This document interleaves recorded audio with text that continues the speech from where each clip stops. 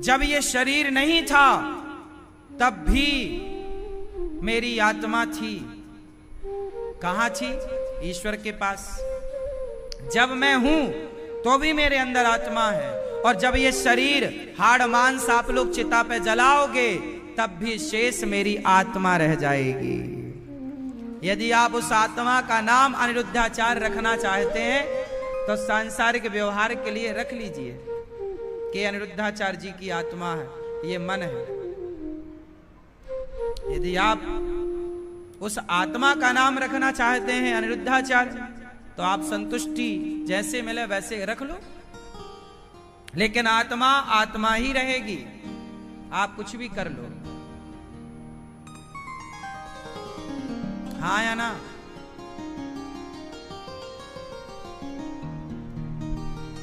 मैं आत्मा हूं,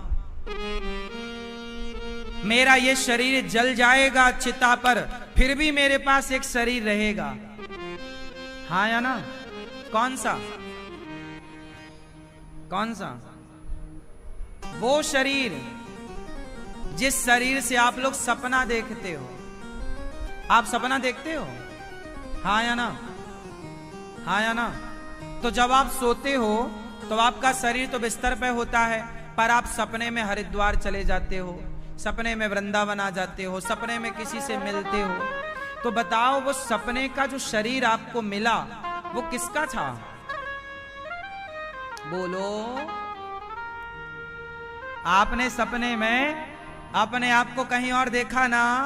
मैं बिस्तर पे सो रहा हूं पर हूं कहीं और। कौन था वो जो घूम रहा था सपने में? कौन था? बोलो। वही है आप। आप कौन हैं? आप वही हैं जो स्वप्न का दृष्टा है। स्वप्न का दृष्टा कौन है? स्वप्न कौन देखता है? स्वप्न आप नहीं देखते, आप उस समय सो रहे होते हैं। आप स्वप्न नहीं देखते, आपका सूक्ष्म शरीर स्वप्न का दृष्टा है। हाँ या ना? जो गया वो कौन था? सूक्ष्म शरीर। तो जब आप मरोगे तो आपका शरीर ये जल जाएगा। यमराज यमदूत किसे पकड़ते हैं? उसी सूक्ष्म शरीर को, उसी के गले में फांसी का फंदा डालते हैं। वही सूक्ष्म शरीर जाता है स्वर्ग, जाता है नरक, वही भोगता है आपके कर्मों का फल। और अगली बार जब आपको शरीर मिलेगा तो वो शरीर ये वाला, वो सूक्ष्म शरीर उसमें आ जाएगा। जैसे मोबाइल और सिम कार्ड। मोबाइल अलग है, सिम अलग है। आप कोई भी मोबाइल लेते हैं तो मोबाइल बदलते हो, सिम तो नहीं बदलते, नंबर तो नहीं बदलते। उसी तरह शरीर बदलता है, सूक्ष्म शरीर नहीं बदलता। सूक्ष्म शरीर वही है करोड़ों साल पुराना। आप वही हैं करोड़ों साल पुराने। आपका ये स्थूल शरीर बदला है, सूक्ष्म नहीं बदला। बात समझ में आ रही है? इसलिए तो आपको सनातन कहा जाता है। हम कैसे हैं? सनातनी। लोग क्या आप कौन हैं? हम सनातनी। सनातन मतलब अनादि काल से चले आने को सनातन कहते हैं। मैं सूक्ष्म शरीर हूं। ये शरीर मेरा बदल जाएगा। वासांसि जीर्णानि यथा विहाय। गीता में लिखा ना, भगवान ने कहा है अर्जुन को, जैसे हम पुराना कपड़ा छोड़कर नया वस्त्र धारण करते हैं, ऐसे शरीर को आत्मा छोड़ करके, पुराने शरीर को छोड़ के नया। तो कौन धारण करता है नया? वो सूक्ष्म शरीर। सूक्ष्म शरीर कितनी चीजों से मिलकर बनता है? बोलो। कौन कौन सा? सूक्ष्म शरीर कितनी चीजों से मिलकर बनता है? कौन कौन सी? हाँ ना, जलवायु का स्थूल शरीर है। ये शरीर मिलता है 5 चीजों से मिलकर। सूक्ष्म शरीर इन 5 चीजों से नहीं बना। जब आप सपना देखते हो तो वो सूक्ष्म शरीर जलवायु से थोड़ी बनता है। बात समझ में आ रही है कि नहीं? हमारा ये शरीर 5 चीजों से मिलकर बना है। सूक्ष्म शरीर अलग चीजों से मिलकर बना। वो काय से बनता है? सुनो, उसमें भी 4 चीजें होती हैं। 4 क्या? बोलो मन, बोलो मन। मन, मन, बुद्धि, चित्त, अहंकार और 5वीं आत्मा। जब इस शरीर से आत्मा निकलती है तो आत्मा इस शरीर से निकलकर उस शरीर में प्रवेश कर जाती है। उस शरीर मतलब सूक्ष्म शरीर में।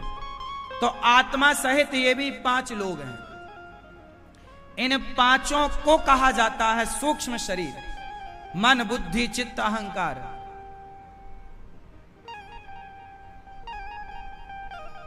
कबीरदास जी यही तो बोले ना, माया मरी ना मन मरा।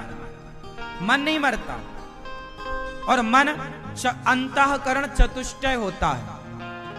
आपके भीतर 4 चीजें और हैं, मन, बुद्धि, चित्त, अहंकार। और 5वां आत्मा निकल के जिस दिन उसमें चली जाएगी सूक्ष्म शरीर में, तो ये शरीर डैमेज हो जाएगा, मर जाएगा, लोग जला देंगे। फिर वो आत्मा युक्त शरीर सूक्ष्म जाएगा, अपने कर्मों का वहां हिसाब देगा। यमराज के पास पाप पुण्य क्या, उसके अकॉर्डिंग उसे फिर उसके पाप और पुण्य के कारण उसको अगला शरीर मिलेगा कि अब तुम्हें क्या दिया जाए।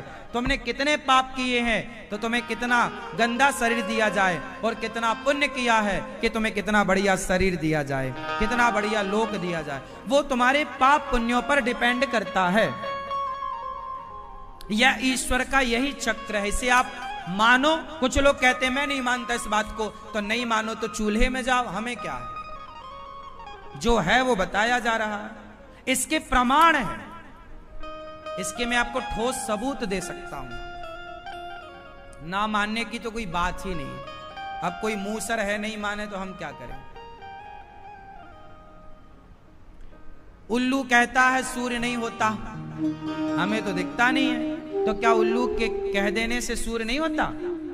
उल्लू को नहीं दिखता, होते तो हैं। ऐसे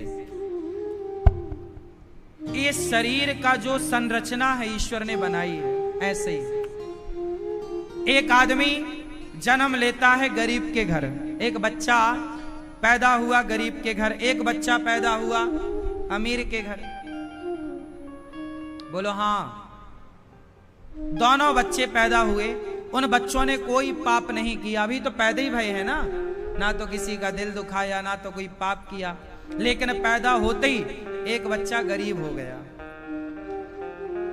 एक बच्चा अमीर हो। अब बताओ उन बच्चों ने कौन सा पाप पुण्य किया कि पैदा होते ही गरीब हो? क्यों गरीब होगा वो बताओ? एक बच्चे के पास लकड़ी का झूला तक नहीं है और एक बच्चा सोने के झूले में झूलता है। क्यों? अभी पैदा भए हैं दोनों बच्चों, एक गरीब क्यों, एक अमीर क्यों, एक आंख वाला क्यों, एक अंधा क्यों, एक लंगड़ा क्यों, एक पांव वाला क्यों? बताओ। यदि कोई पाप पुण्य ना होता तो सब एक से पैदा होते ना, फिर कोई लंगड़ा क्यों होता, कोई अंधा क्यों होता, फिर कोई अमीर क्यों होता, कोई गरीब, सब एक से होते।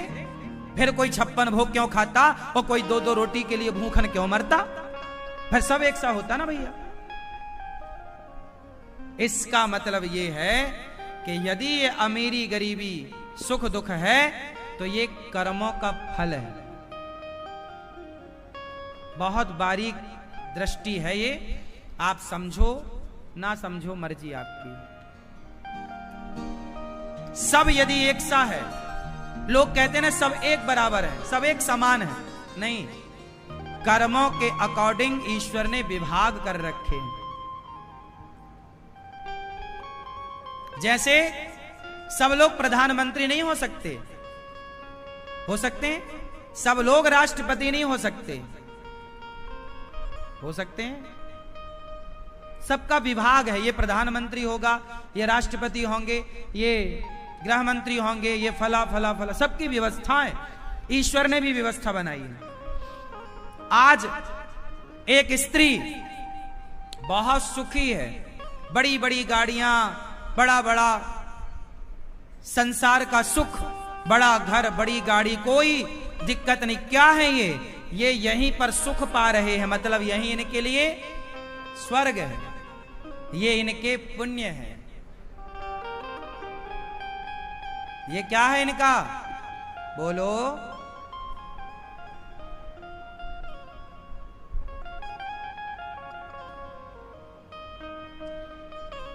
अभी हमारे देश में एक विवाह हुआ, अभी अंबानी परिवार में हजारों करोड़ खर्च हुआ, उत्तम कोटि की सबकी व्यवस्थाएं।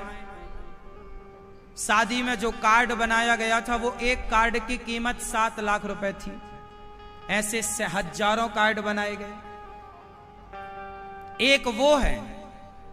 अब आपको क्या लगता है, अरे वो इतने बड़े आदमी कैसे हो गए? ये उनका पुण्य है। ये अब कोई ईर्ष्या करने लग जाए, क्या कर लोगे ईर्ष्या करके ना? जो व्यक्ति सुखी है उसका सुख बता रहा है कि उसने जरूर कोई पुण्य किया होगा, तब ना वो इतने बड़े घर में पैदा हुआ और इतने संसार का हर सुख उसके पास है। और एक वो है जो अपनी बेटी के ब्याह में 25,000 रुपए भी नहीं जुटा पाता। एक वो है जो एक शादी में हजारों करोड़ खर्च कर देते हैं एक रात में, और एक वो है जो अपनी बेटी के ब्याह में 25,000 रुपए नहीं जुटा पा रहा है। अब बताओ, आप तो कहते थे सब एक है, कैसे एक हो सकता है? यही है पाप और यही है पुण्य। जो आज सुखी हैं, आप जितने लोग सुखी हैं, ये सब तुम्हारा पुण्य है। और आज जितने लोग दुखी हैं, ये सब उनके द्वारा ही किया गया पाप उनके आड़े आ रहा है, वही दुख दे रहा है। तुम्हारा पाप तुम्हें दुख देता है, तुम्हारा पुण्य तुम्हें सुख देता है। आज दशरथ जी रो रहे हैं, मेरा राम मेरा राम। ये दशरथ जी का पाप था। ये दशरथ जी का क्या था? जोर से, क्या पाप था? एक बेटे को उसके मां बाप से दूर किया था। श्रवण को बाण मारा, उनके मां बाप बेचारे तड़प तड़प कर मर गए, बद्दुआएं देकर गए कि जैसे तूने मेरे बेटे को मेरे से दूर किया है, तेरा बेटा भी तेरे से दूर हो जाएगा। तू जैसे हम पुत्र के लिए तड़प तड़प कर मर रहे हैं दशरथ, ऐसे तुम भी अपने पुत्र के वियोग में तड़प तड़प करके मर जाओगे। ये है कर्मों का फल। आज नहीं कल, कल नहीं परसों पागल, तुझे तेरे कर्मों का फल मिलके रहेगा, बचेगा नहीं तू। ये ईश्वर की अदालत है साहब। वो अंधा नहीं है जिसने ये ब्रह्मांड बनाया है। तुम ज्यादा होशियार बनते हो ना, बने रहो। जिसने तुम्हें आंखें दी हैं, उसके पास कितनी आंखें होंगी? सहस्त्र शीर्षा पुरुखा सहस्त्राक्ष सहस्त्रपात, हजारों आंखें। इसलिए ज्यादा होशियार कौआ मत बनो, हर गलत काम करने से बचो। और सुनो, कोई और ना पाएगा।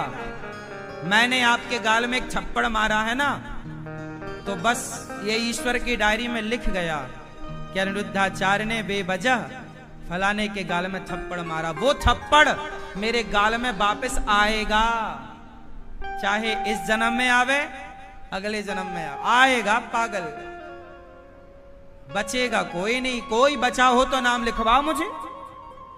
रावण बच गया, कंस बच गया, तुम्हारे बाप दादे बच गए करके गलत काम।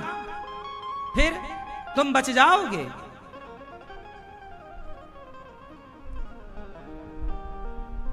लाख आंख से देख रहा है तुझे देखने वाला, सच की खेती कर ले चतुर नर, समय गुजरता जाता। हमारे बुजुर्ग लोग कहते थे यार नमक रोटी खा के गुजारा कर लो, कमर ही ढक लो गमछे से, ज्यादा कपड़े के लिए ज्यादा खाने के लिए ना भागो, ईमानदारी से मिल जाए तो नमक रोटी खा लो, बेईमानी से बचो। पहले के लोग कहते थे। बेईमानी क्यों कहते थे? क्योंकि वो बेईमानी जो तुमने की है वो हिसाब चुकाना पड़ेगा। चलो आज तुम बेईमान करके धन्ना सेठ हो जाओगे, क्या लगता है तुम्हें? वो चुकाना नहीं पड़ेगा। अगले किसी जन्म में, ये तो जब तक तुम्हारा पुण्य है तुम मौज मस्ती कर रहे हो, तुम्हारा पाप तो हो रहा है पर वो पाप फल नहीं दे रहा है, क्योंकि अभी पुण्य ज्यादा है। जब पुण्य ज्यादा होते हैं ना तो पाप दब जाता है। जैसे आपका पड़ोसी बड़ा पापी है, आपको लगता सारा पाप करता फिर भी ये धनवान है, उसका पुण्य अभी ज्यादा है। कभी किया होगा उसने पुण्य है, दान किया होगा, धर्म किया होगा, किसी भूखे को भोजन कराया होगा, उसका पुण्य उसके साथ है। तो अभी पुण्य के कारण पाप दब रहा है, लेकिन जिस दिन वो पाप उदय होगा तो फिर वो जब अपना नाच नचाएगा, अपना रुतबा दिखाएगा तो नानी याद आएगी साहब। हमने दिन बदलते देखे हैं, आप लोग अब देखे कि नहीं हमें नहीं पता। हमने दिन बदलते देखे हैं। जिनकी कल तक तूती बोलती थी, जिनका डंका बजता था साहब, आज उनके घर में रोटी के लाले पड़े हैं। ऐसे भी हमने लोगों को देखे हैं। आप लोगों ने देखे क्या ऐसे? जिनके घर में जिनके घर में हाथी हुआ करते थे, घोड़े हुआ करते थे, सारी शोहरत हुआ करती थी, आज उनके घर में रोटी का बंदोबस्त नहीं है। ऐसे हाल हमने देखे हैं जीवन में। धनवान होते हुए अकड़ देखी है लोगों की, और समय ढलने के बाद उनकी दीनता देखी है। जब पैसा आपके पास होता है, समय आपका होता है, आप अकड़ दिखाते हैं, लेकिन जब समय अपनी मार लगाता है तो अच्छों की अकड़ निकल जाती है और आदमी सरेंडर हो जाता है। इसलिए सबसे बलवान कौन है? बोलो। पुरुष बली नहीं होते है, समय होत बलवान। भीलन गोपी लूट लई, वही अर्जुन वही बाण। संभल के रहना रे बाबा। भगवान से रोज प्रार्थना करो, हे विधाता मेरे द्वारा कभी किसी का दिल ना दुखे, मेरी वाणी से कभी किसी का दिल ना दुखे, मेरे कर्मों से किसी का दिल ना दुखे, मेरा ये शरीर किसी का दिल ना दुखाए, मैं किसी को प्रसन्न कर सकूं तो बस मैं प्रसन्न करता रहूं, मैं किसी को रुलाऊं ना। मेरे कारण आपकी आंखों में आंसू नहीं आने चाहिए, मेरे कारण आपकी होठों पे मुस्कान आनी चाहिए। बस मैं तो ये चाहता हूं विधाता मेरे द्वारा कभी किसी को कोई कष्ट ना हो। मैं बचता हूं किसी को कष्ट देने से, मैं नहीं देता। मैं केवल हंसाता हूं, मैं केवल आपको कथा सुनाकर आपको खुशी देता हूं, आपकी भोजन की व्यवस्था कराकर आपकी सेवा करके आपके पेट भरने के बारे में सोचता हूं। आप गौरी गोपाल आए हैं तो यहां से खुश होकर जाएं। मैं आपको किसी प्रकार का दुख नहीं देना चाहता। भगवान से प्रार्थना करता हूं कि प्रभु मेरे द्वारा किसी को कोई दुख ना हो। यदि किसी को दुख मेरे द्वारा होने वाला हो तो उसके पहले ही मेरा जीवन पूरा हो जाए, पर मेरे द्वारा किसी को कष्ट ना हो। जीवन जियो ऐसे जियो। सुख देने आए हैं हम, दुख देने। दुख तो आदमी को कर्म दंड दे ही रहे,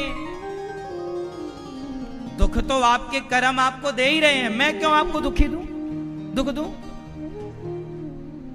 मुझे सुख देने का अधिकार है।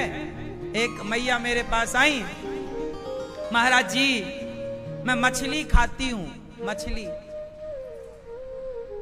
पति ने कहा महाराज ये मेरी पत्नी मछली खाती है, मांस खाती है। मैंने मां से कहा मां ये बताओ क्या तुम किसी एक मछली को, मरी हुई मछली को, क्या तुम उसे जीवन लौटा सकती हो, उसे जीवित कर सकती हो? बोली नहीं।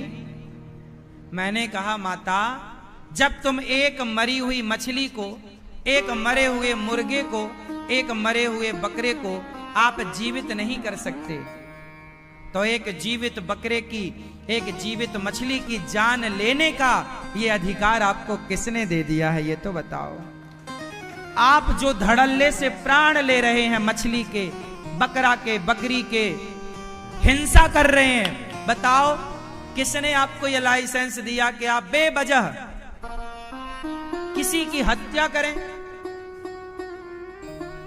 फिर ईश्वर जब दंड देंगे तो रोगे कि हमारा ये कष्ट, वो ये तुम्हारे किसी ना किसी जन्मों के कर्मों का दंड भोगना पड़ेगा।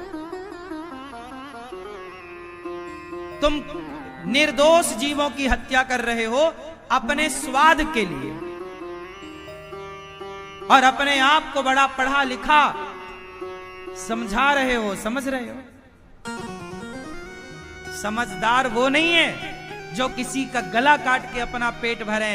समझदार तो वो संत थे जो जंगल के कंद मूल फल पत्ता पत्ती खाकर, घास फूस खाकर अपना जीवन गुजारे, पर उन्होंने किसी को परेशान नहीं किया, किसी की आंखों में आंसू नहीं लाए। मेरे द्वारा किसी की हत्या क्यों हो? मैं क्यों किसी की हत्या का जिम्मेदार बनूं? क्यों कारण बनूं? नहीं, मैं भूखा मर जाऊं तो मर जाऊं, लेकिन मेरे कारण एक हंसती खेलती मछली क्यों मरे? मेरे कारण एक बकरा क्यों मरे? ना, यही धर्म, यही दया, यही दया का भाव तुम सनातनियों को, तुम हिंदुओं को दुनिया से सबसे श्रेष्ठ बनाता है। यही विचार, यही विचारधारा हिंदुओं को सबसे उत्तम बनाती है। और वो हिंदू जिसके अंदर ये दया की विचारधारा नहीं है, वो हिंदू नहीं है। हिंदू का अर्थ ही है हृदय में करुणा। लेकिन एक बात यहां मैं और मेंशन कर दूं कि हिंदू दयावान होता है, अच्छा है, लेकिन इसका मतलब वो कायर नहीं होता। कायर मत बन जाना। तुम्हारी बेटी, तुम्हारी बहनों पर कोई आतंकवादी आंख उठाकर देखे, तुम्हारी बेटी के साथ दुराचार करे, उस समय तुम ये कहोगे नहीं मैं हत्या नहीं करूंगा, मैं हिंसा नहीं करूंगा। उस समय राष्ट्र की रक्षा के लिए उस आतंकवादी को मारना ही तुम्हारा धर्म हो जाता है। अहिंसा जरूरी है, मैं किसी की हत्या नहीं करता, पर जरूरत पड़ेगी देश की रक्षा के लिए तो तलवार उठाना भी धर्म हो जाता है उस समय। तो ये दोनों बातें आपको आनी चाहिए। दया के सागर बनो आप, और जहां जरूरत पड़े अपने राष्ट्र के लिए वहां गला काटना भी धर्म हो जाता है। अर्जुन को कहा भगवान ने, अर्जुन बोला मैं युद्ध नहीं करता, मैं जा रहा हूं जंगल भजन करूंगा। भगवान ने कहा कायर है क्या? तू मैदान में खड़ा है, इस समय तेरा युद्ध करना धर्म है। अब ये आप लोगों को डिसीजन करना, निर्णय लेना है कि आपको कहां दया दिखानी है और कहां गीता, कहां शास्त्र की जरूरत है और कहां शस्त्र की जरूरत है। ये ज्ञान तुम्हें होना चाहिए। तुम्हारे हाथों में दोनों चीजें हो, शास्त्र और शस्त्र। शास्त्रों की बातें समझाओ लोगों को। देख भैया, लिखा है कि दया धर्म का मूल है, दया कर। वो ना आए तुम्हारी दया की बातें स्वीकार ना करे, वो निर्दयी है। तो जब कर्ण का पहिया, कर्ण के रथ का पहिया जमीन में धंसा तो कन्हैया ने कहा, उठा अर्जुन धनुष, मार दे कर्ण को, छाती पे मारना। कन्हैया ने जब कहा कि कर्ण को मार अर्जुन, अर्जुन ने कहा, कन्हैया क्या इसे मारना धर्म है? निहत्था है, रथ से नीचे है, क्या ये न्याय है, धर्म है? क्या आप मुझे गलत पाठ नहीं पढ़ा रहे हैं कन्हैया? भगवान ने कहा, अच्छा तू बड़ा होशियार है। तो ये बता, जब तेरी पत्नी को ये कह रहा था कि तेरे 5 पति हैं, मुझे छठा बना ले, तो क्या वो धर्म था? वो न्याय संगत था? आप किसी की औरत को कहो कि तू मेरी पत्नी बन जा, क्या ये धर्म है? ये वही कर्ण है जिन्होंने द्रौपदी को कहा था कि तेरे 5 पति हैं, छठा मुझे बना ले।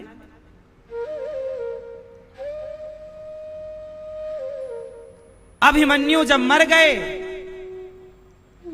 एक योद्धा से एक योद्धा युद्ध करने का धर्म था, पर एक योद्धा से इतने सारे योद्धाओं ने युद्ध किया, उस समय ये कर्ण भी थे। क्या कर्ण को नहीं पता था कि ये अभिमन्यु मेरा सगा भतीजा है? फिर भी तलवार मारी, खौंप दी उसके पेट में तलवार। अर्जुन, क्या वो धर्म था? हाँ, धर्म का पाठ उनके लिए पढ़ो जब सामने भी धर्मात्मा हो। सामने अधर्मी हो तो अधर्मी के सामने धर्म का मुंह ना ताको, अधर्मी को अधर्म से मार देना ही धर्म है। धर्म उनके लिए जब सामने वाला धर्म की भाषा समझता हो। ये कौन सा धर्म की भाषा समझने वाला है? इनके लिए कौन सा धर्म है साहब? हमें तो धर्म का भी ज्ञान होना चाहिए। आप धर्म से मान जाओ तो मैं आपके साथ धर्म से हूं, नहीं मानो तो फिर बताओ कौन सी भाषा में बात करें तुमसे।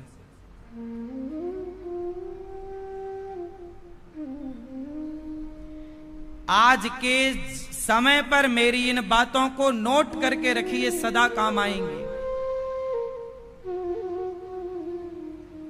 हमारे देश के तमाम राजाओं ने गलती कर दी थी।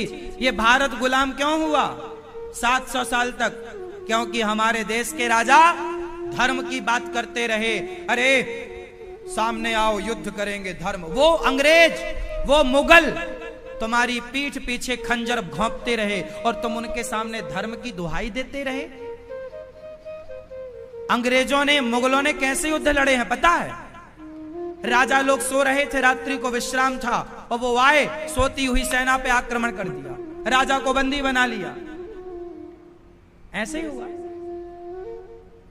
अब बताओ, मैं सो रहा हूं और आप मार दें, ये धर्म थोड़ी है।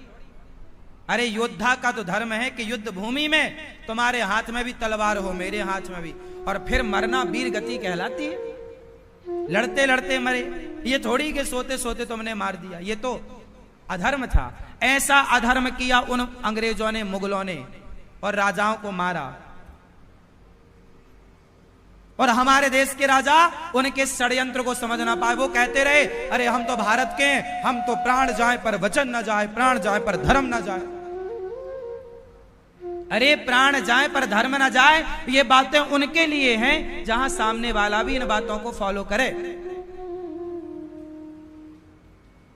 अब जो घुस के तुम्हारे घर में गलत तरीके से तुम्हें सोते हुए मारे, ऐसे के साथ तो तुम भी उन्हीं की भाषा में बात करो। ये वही धर्म है। क्या कहते हैं आप लोग? सही है? धर्म को बहुत तरीके से जानने की जरूरत है। आज बहुत सारे लोग कहते हैं मैं धर्म को नहीं मानता। क्यों नहीं मानते भैया धर्म को? धर्म का मतलब पूजा पाठ ही नहीं है, धर्म का मतलब मंदिर जाना ही नहीं है। अरे धर्म ईश्वर की एक व्यवस्था है। धर्म ईश्वर की क्या है? बोलो। व्यवस्था। देखो, तुम्हारी बहन है ना, तुम्हारी बहन के साथ तुम रहते हो अकेले, उसके साथ खाते हो, उठते हो, बात करते हो, दिन भर उसी के पास रहते हो, लेकिन क्या तुम्हारा उस बहन के प्रति कोई गलत भाव आता है कभी? क्यों नहीं आता? क्योंकि आपके भीतर धर्म नाम की एक चीज है, जो धर्म ही कहता है कि ये तेरी बहन है, इसे किस नजरिए से देखना है। आंखों का काम है देखना, पर आंखों को देखने का नजरिया कौन देता है? वो आंखों को देखने का नजरिया देने वाले का नाम ही धर्म है। देखो ना, आप अपनी आंखों से 4 लोगों को देखते हैं, बताना। पहले आप अपनी आंखों से मां को देखते हो, इन्हीं आंखों से आप अपनी बहन को देखते हो, इन्हीं आंखों से आप अपने भाई को देखते हो, अपने पत्नी को देखते हो, अपनी बहन को देखते हो, अपने पड़ोसियों को देखते हो। आपकी 2 आंखें हैं, पर इन 2 आंखों से आप अपनी मां को और अपनी पत्नी को, क्या दोनों को एक नजरिए से देखते हो? क्या आप अपने पिता को और अपने पति को एक नजरिए से देखते हो? आंखें तो वही है ना, बोलो हाँ। लेकिन आंखें तो वही हैं, पर आंखों से देखना क्या है? ये जो देखने का भाव है, उस भाव का नाम ही धर्म है। ये देखिए सूक्ष्मता धर्म की। ये धर्म बता रहा है कि ये तेरा भाई है तो इसे किस तरीके से देखना, ये तेरी बहन है किस तरीके से देख, और तेरी माँ है इसे कैसे देखना, और ये तेरी पत्नी है इसे कैसे देखना। आंखें वही हैं। स्त्री ही खड़ी है 3 रूपों में, मां के रूप में, बहन के रूप में, पत्नी के रूप में, लेकिन देखना अलग अलग है, अलग अलग भाव से। ये अच्छा बताओ, सबको एक भाव से देखा जा सकता है क्या? जिस नजरिए से पत्नी को देखा, क्या उसी नजरिए से बहन और मां को देखा जाएगा क्या? आप तो कहते हैं सबको समान होना चाहिए, सब समानता हो। कैसे हो सकती है? पत्नी और मां और बहन कैसे समान हो सकती है? इनमें भेद रहना अच्छा है। पत्नी में और मां में भेद है या नहीं? बोलो। जब तक ये भेद रहेगा तब तक ये संसार रहेगा। यदि मां का और पत्नी का भेद मिटा, ये संसार खत्म। और आप लोग आज पढ़ लिख के क्या कह रहे हो? भेद मिटाओ महाराज, भेद मिटाओ। पागल हो क्या? सब एक कैसे हो जाएगा? लाल हरा पीला नीला एक कैसे हो जाएगा? लाल लाल रहेगा, पीला पीला रहेगा, नीला नीला रहेगा। जब तक ब्राह्मण ब्राह्मण है, क्षत्रिय क्षत्रिय है, वैश्य वैश्य है, शूद्र शूद्र है। अब आप चाह रहे हैं कि चारों को मिला के एक कर दिया जाए। कर दो, कर दो। यदि एक करना ही था तो ये 4 परंपरा बनाई क्यों? इसके पीछे का रहस्य तो जानो, किसके पीछे की व्यवस्था क्या है। उंगली उठा देना किसी विषय पर, ज्यादा होशियार। देखो, बात करना बुरा नहीं है, तथ्य रखना बुरा नहीं है, लेकिन उसकी तथ्य की जड़ में तो जाओ, उसके कारण को तो समझो कि इस बात के पीछे सेंस क्या था, क्या कहना चाह रही हैं ये बातें। चातुर्वर्ण्य मया सृष्टम गुण कर्म विभाग सा। व्यवस्था है साहब। ब्राह्मण किसी का नाम नहीं है, ब्राह्मण की व्यवस्था है। क्षत्रिय किसी का नाम नहीं है, एक व्यवस्था है। वैश्य किसी का नाम नहीं है, ये व्यवस्था है। और शूद्र किसी का नाम नहीं है, ये व्यवस्था है। और ये व्यवस्था तब तक रहेगी जब तक ब्राह्मण ब्राह्मण रहेगा, क्षत्रिय क्षत्रिय रहेगा, वैश्य वैश्य। और चारों यदि कहें कि नहीं जी हम नहीं मानते, तो फिर भैया सब खिचड़ी हो जाएगी। समझ में आई बात? इसलिए सब एक नहीं हो सकता। ईश्वर ने सबके खून भी तो अलग बनाए हैं। क्यों? सबका खून एक सा है क्या? उत्तर दो। किसी का नेगेटिव है, किसी का पॉजिटिव है, हाँ या ना? क्यों, बात सही है? ईश्वर ने सब एक सा क्यों नहीं बनाया?